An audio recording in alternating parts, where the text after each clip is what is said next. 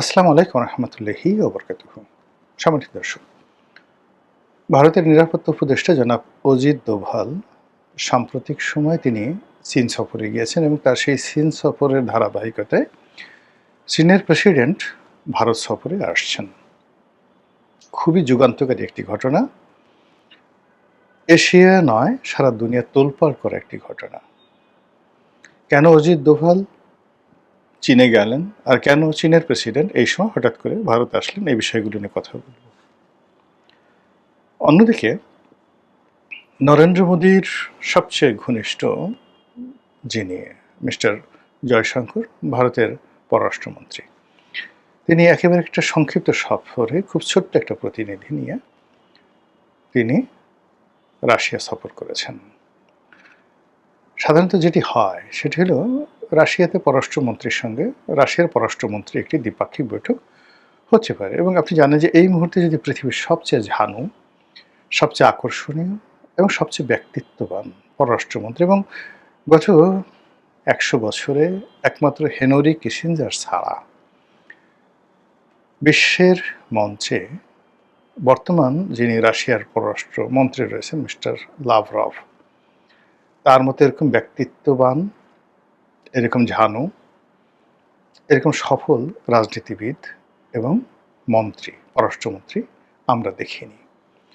তো সেই পররাষ্ট্রমন্ত্রীর সঙ্গে তার একটা বৈঠক হতে পারে, এবং সেই বৈঠক হলে ভারতের পররাষ্ট্রমন্ত্রী, রাশিয়ার পররাষ্ট্রমন্ত্রী অতীতে যে বৈঠকগুলো করেছেন সেরকম হবে। কিন্তু এইবারে যে বৈঠক সেটি হলো একদিকে যে ডক্টর জয়শঙ্কর এবং তার সঙ্গী সাথী যারা আছেন ৩-৪ জন, আর অন্যদিকে অপোজিটে স্বয়ং ভ্লাদিমির পুতিন এবং তার সাথে অন্যান্য যারা আছেন রাষ্ট্রের সবচেয়ে গুরুত্বপূর্ণ ব্যক্তি, সামরিক, বেসামরিক এবং পররাষ্ট্র মন্ত্রণালয় ইনক্লুডিং মিস্টার লাভরভ সহ এত গুরুত্বপূর্ণ আলাপ আলোচনা করছেন যে জয়শঙ্কর বসে কথা বলছিলেন, আর মিস্টার পুতিন সাধারণত যখন রিল্যাক্স মোডে থাকেন, যে কোনো মানুষের রিল্যাক্স মোডে থাকেন, তখন তিনি চেয়ারে হেলান দিয়ে স্বাভাবিকভাবে কথা বলেন।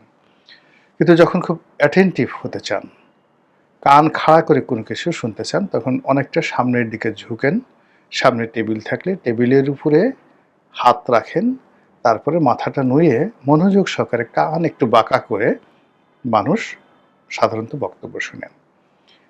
আপনারা যদি জয়শঙ্কর এবং মিস্টার ভ্লাদিমির পুতিনের এই দ্বিপাক্ষিক বৈঠকটি দেখেন, যে ঐতিহাসিক যে টেবিল, ওভাল শেপের যে টেবিল, সেই টেবিলের যে প্রান্তে মিস্টার পুতিন ছিলেন এবং অন্য প্রান্তে জয়শঙ্কর ছিলেন, সেখানে দেখবেন যে জয়শঙ্কর পিঠ সোজা করে এমন কিছু বলছিলেন যা শোনার জন্য জনাব ভ্লাদিমির পুতিন তিনি সামনের দিকে ঝুঁকে ঘাড়টা একটু বাঁকা করে, যেভাবে ময়না পাখি, টিয়া পাখি কথা শুনে কান বাঁকা করে, ঠিক ওইভাবে তিনি অত্যন্ত মনোযোগ সহকারে সেই কথাগুলো শুনছেন। এগুলোর হেতু কি, রহস্য কি? আপনি যদি ইন্দিরা গান্ধীর জমানা ধরেন, ইন 1971 আমাদের এই অঞ্চলের ভূতাত্ত্বিক একটা পরিবর্তন হয়েছে। একটি ভৌগোলিক সীমানা নিয়ে যুদ্ধ হয়েছে, একটি সংঘাত হয়েছে, বাংলাদেশ নামক নতুন একটি রাষ্ট্রের জন্ম হয়েছে এবং পাকিস্তান নামক রাষ্ট্রটি তার একটি অঙ্গ হারিয়েছে। এই বিষয়টি অনিবার্য, অপরিহার্য করার জন্য ওই সময়টিতে ইন্দিরা গান্ধী যে আন্তর্জাতিক তৎপরতা চালিয়েছিলেন, তিনি একের পর এক দেশ ভ্রমণ করছিলেন এবং তার পরীক্ষিত বন্ধু রাশিয়া, সেই রাশিয়ার সঙ্গে তার যে বৈঠক, সেই বৈঠকে তিনি যে বডি ল্যাঙ্গুয়েজ ব্যবহার করেছিলেন, যে কথাগুলো বলেছিলেন এবং রাশিয়ার পক্ষ থেকে যে সকল সাহায্য, সহযোগিতা, আশ্বাস এসেছিল, রাশিয়া আজ পর্যন্ত পৃথিবীর অন্য কোনো দেশে এভাবে ইন্টারভেন করেনি। দ্বিতীয় বিশ্বযুদ্ধের পর, যেহেতু দ্বিতীয় বিশ্বযুদ্ধে স্ট্যালিনের বাহিনী পুরো ইউরোপে ছড়িয়েছিল, এই কারণে তারা কি করলো, পূর্ব ইউরোপ এবং জার্মানির একটা বিরাট অংশ তারা সেখানে তাদের কর্তৃত্ব প্রতিষ্ঠা করেছিল, ডিউ টু তাদের মিলিটারি সেখানে প্রেজেন্ট ছিল। কিন্তু যেহেতু তাদের কোনো মিলিটারি মধ্যপ্রাচ্যে ছিল না, ফলে তারা কিন্তু মধ্যপ্রাচ্যে নাক গলায়নি। এরপরে আর কোনো দেশে তারা কোল্ড ওয়ার যখন চলছিল, কোল্ড ওয়ারের সময়টিতে তারা ধৈর্যের বাঁধ ভেঙে সর্বোচ্চ শক্তি প্রয়োগের হুমকি দিয়েছিলেন কিউবার ক্ষেত্রে, যখন কিউবা ক্রাইসিস হলো, মিসাইল ক্রাইসিস হলো জন এফ কেনেডির সময়টিতে এবং নিকিতা ক্রুচিভের সময়টিতে। ওই সময়টিতে আমেরিকা প্রায় ধরে নিয়েছিল এবং তারা একেবারে কিউবাকে মাটির সঙ্গে মিশিয়ে দেবে, এরকম যখন সিদ্ধান্ত নিয়েছিল, ওই সময়টাতে সোভিয়েত ইউনিয়ন গর্জে উঠেছিল। তাহলে প্রথম দ্বিতীয় বিশ্বযুদ্ধ, তারপর কিউবা ক্রাইসিস, আর থার্ড আজকের দিন পর্যন্ত যদি ধরেন, তাহলে বাংলাদেশের অভ্যুদয়ের ব্যাপারে, বাংলাদেশে পাকিস্তানের সঙ্গে বাংলাদেশের যুদ্ধের বিষয়ে যেভাবে রাশিয়া নাক গলিয়েছিল, তৎকালীন সোভিয়েত ইউনিয়ন যেভাবে অংশগ্রহণ করেছিল, সেভাবে ৭১-এর পর থেকে আজ অবধি তারা এরকম কোনো কাজ করেনি, এমনকি ইরানের সঙ্গে নয়। এমনকি তাদের ঘনিষ্ঠ মিত্র, তাদের চোখের সামনে বাশার আল আসাদের পতন হলো, তারপর তারা সেখানে শূন্য সমাবেশ করেনি। তো কাজেই এই যে ভূখণ্ড, বাংলাদেশের যে ভূখণ্ড, এই ভূখণ্ড নিয়ে সোভিয়েত ইউনিয়নের এক ধরনের নস্টালজিয়া আছে, এবং সেই নস্টালজিয়াটা কতটা প্রবল বাংলাদেশ কমিউনিস্ট পার্টির যাকে বলা হয় স্কলারশিপ নিয়ে, রাশিয়ান স্কলারশিপ নিয়ে, বাংলাদেশ কমিউনিস্ট পার্টির স্কলারশিপ নয় তো, বাংলাদেশ কমিউনিস্ট পার্টির সুপারিশ নিয়ে হাজার হাজার ছেলে মেয়ে যারা সোভিয়েত জমানাতে রাশিয়াতে পড়াশোনা করতেন, তারা দেখেছেন যে ওই সময়টাতে রাশিয়ান গভর্নমেন্ট বাংলাদেশের মতো একটা ছোট রাষ্ট্রকে কতটা মূল্যায়ন করে, কতটা ভালোবাসে। আমাদের দেশে ইন্ডিয়ান কালচারাল সেন্টার আছে, রাশিয়ান কালচারাল সেন্টার আছে, জার্মান কালচারাল সেন্টার আছে, আমেরিকান কালচারাল সেন্টার আছে, আর ব্রিটিশ কাউন্সিল আছে। আপনি গিয়ে দেখবেন যে ইরানিয়ান কালচারাল সেন্টার আছে। যদি বলা হয় যে কাদের সঙ্গে বাংলাদেশের জনগণের সবচেয়ে ভালো সম্পর্ক, কোন কালচারাল সেন্টারের সঙ্গে, আমেরিকা প্রচুর টাকা খরচ করে, প্রচুর মানুষকে প্রতি বছর বিদেশে নিয়ে যায়, কিন্তু তারা ওন করে না। যাদেরকে নেয় তাদেরকে মনে করে দয়া করলাম, ভিক্ষা দিলাম, এবং তাদের সাথে পরবর্তীতে আর সেই সম্পর্কটা মেনটেন করে না। ইন্ডিয়ান কালচারাল সেন্টারে একই অবস্থা, কোনো ফেলোশিপ নেই। তারপর ব্রিটিশ কাউন্সিল, তারা তো মনে করে এই ব্রিটিশ কাউন্সিলের মাধ্যমে যত টাকা উপার্জন করা যায়। একমাত্র রাশিয়ান কালচারাল সেন্টার, এই কালচারাল সেন্টার এখানে সত্যিকার অর্থে একটা সাংস্কৃতিক বিপ্লব, বাংলাদেশের সঙ্গে রাশিয়ার একটি সংযোগ স্থাপন করা, বন্ধুত্ব স্থাপন করা, এবং সত্যিকার অর্থে রাশিয়ার পক্ষ থেকে বা সোভিয়েত ইউনিয়নের পক্ষ থেকে বাংলাদেশকে কিছু দেওয়ার জন্য এই কালচারাল সেন্টারটা আগে যেভাবে কাজ করেছে, এখন পর্যন্ত টিল নাও সেভাবে কাজ করছে। সো রাশিয়া বাংলাদেশের জন্য, সোভিয়েত ইউনিয়ন বাংলাদেশের জন্য, ভারত বাংলাদেশের জন্য যে তাদের যে একটা কোঅপারেশন রয়েছে, এটি ঐতিহাসিক এবং প্রমাণিত। ঠিক এই সময়টাতে এরকম হলো কেন? দুটো, অর্থাৎ চীনের সঙ্গে কেন হলো, রাশিয়ার সঙ্গে কেন হলো? যারা আওয়ামী লীগ করেন তারা সবাই বলার চেষ্টা করেছেন যে শেখ হাসিনা বাংলাদেশে আসবে, এটা আলাপ করার জন্য মূলত অজিত দোভাল চীনে গেছেন। চীন অনেকটা জামাতের ব্যাপারে, অনেকটা বিএনপির ব্যাপারে তাদের একটা ইতিবাচক ধারণা ছিল, যেটা এখন নেতিবাচক হয়ে গেছে। আবার রাশিয়া যে কোনো কারণে হোক, ডক্টর মোহাম্মদ ইউনূস, এরপর জামাত, অন্যান্য শক্তি, বিএনপি, এদের ব্যাপারে ভীষণ রকম বিরক্ত, নানা কারণে বিরক্ত। এই কারণে যে রাশিয়ার যে সরকারি সংস্থা গ্যাসপ্রোম, তো সেই গ্যাসপ্রোমের মাধ্যমে বাংলাদেশের সবচেয়ে বড় একটা প্রকল্প তারা করেছে নিজেদের টাকা দিয়ে। ৯০,০০০ কোটি টাকা রাশিয়ান সরকার এখানে বিনিয়োগ করেছে। এবং কখনো কোনো একটা দেশ পরমাণু যে প্রযুক্তি, এটা অন্য কোনো রাষ্ট্রকে খুব বিশ্বস্ত না হলে দেয় না। এটা ভালোবাসা, মানে হয় কি, প্রেমিক প্রেমিকা নয়, স্বামী স্ত্রী একেবারে খুব মধুর মিলন হলে, পিতা সন্তানের খুব মধুর মিলন হলে, খুব ভালো সম্পর্ক হলে, পিতা যখন তার কোমরের যে চাবিটি এটি সন্তানের হাতে দিয়ে দেয়। তারপরে কন্যার সাথে মায়ের খুব ভালো সম্পর্ক হলে, বা কন্যার সঙ্গে মায়ের শাশুড়ির সঙ্গে পুত্রবধূর খুব ভালো সম্পর্ক হলে, যখন তার যে নিজের চাবির গোছাটি সে তখন তার কন্যার হাতে অথবা পুত্রবধূর হাতে তুলে দেয়, ওই রকম একটা ভালোবাসা যখন কোনো একটি রাষ্ট্রের মধ্যে হয়, তখনই সেই রাষ্ট্র আধুনিক যুগে তার যে পরমাণু প্রযুক্তি অফিসিয়ালি অন্য একটি দেশে দেয়। সেক্ষেত্রে রাশিয়া বাংলাদেশের 90,000 কোটি টাকার নিজেদের টাকা বিনিয়োগ করে তাদের সেই গুপ্তধন, সেই প্রযুক্তি, যে প্রযুক্তি আমেরিকার কাছে চলে গেলে রাশিয়ার সর্বনাশ হয়ে যাবে, গৃহযুদ্ধ মানে বিশ্বযুদ্ধ শুরু হয়ে যাবে। যে প্রযুক্তি যদি এখানে দুর্ঘটনার শিকার হয়, পুরো রাশিয়ার পরমাণু প্রযুক্তির ব্যাপারে সারা দুনিয়াতে নেতিবাচক প্রতিক্রিয়া তৈরি হয়ে যাবে। এইরকম সেন্সিটিভ একটি প্রকল্প তারা বাস্তবায়ন করেছে, রূপপুর পারমাণবিক বিদ্যুৎ কেন্দ্র। দুর্নীতি হয়েছে, রাশিয়া টাকা দিয়েছে, দুর্নীতি করেছে আমরা বালিশ, রাশিয়ার লোকজন ওই বালিশ, কলা গাছ কাণ্ড, তাল গাছ কাণ্ড এগুলো রাশিয়ার লোকজন করেনি। আমরা যারা চোর, আমরা এই কাজগুলো করেছি।